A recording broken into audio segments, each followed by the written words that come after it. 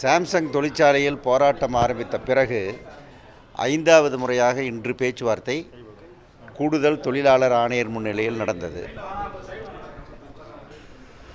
போராட்டத்திற்கான காரணம் எந்தவிதமான நியாயமான காரணமும் இல்லாமல் தொழிற்சங்கத்தை சிறுமைப்படுத்த வேண்டும், தொழிலாளர்களை பயமுறுத்த வேண்டும், அவர்கள் விரும்பக்கூடிய அவர்கள் கையடக்கமான ஒரு கமிட்டிக்கு தொழிலாளிகளை இழுக்க வேண்டும், அதற்கு மிரட்டலில் ஈடுபட வேண்டும் என்பதெல்லாம் மனதில் வைத்து அவர்கள் எடுக்கிற நடவடிக்கையை எதிர்த்ததற்காக 3 தொழிலாளிகளை சஸ்பெண்ட் செய்திருக்கிறார்கள்.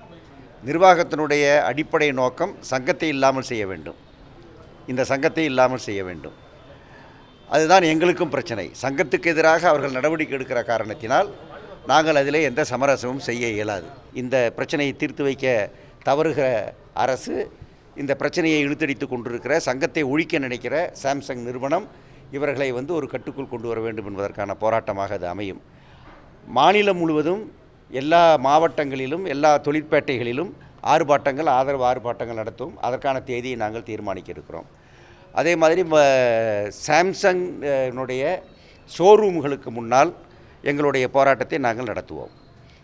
சாம்சங் நிறுவனம் சட்டவிரோதமாக உற்பத்தியில் ஈடுபடுகிறது, சட்டவிரோதமாக இந்த நாட்டினுடைய சட்டத்திற்கு விரோதமாக தொழிற்சங்கத்தை அனுமதிக்க மறுக்கிறது, தொழிலாளிகளை 300 ஆண்டுகளுக்கு முன்னால் இருக்கிற அடிமைகளைப் போல நடத்த எத்தனிக்கிறது. ஆகவே அப்படிப்பட்ட தொழிற்சாலைகளின் பொருட்களை நாம் வாங்க வேண்டுமா என்று யோசிக்க வேண்டும் என்றும் நாங்கள் பேசுவோம்.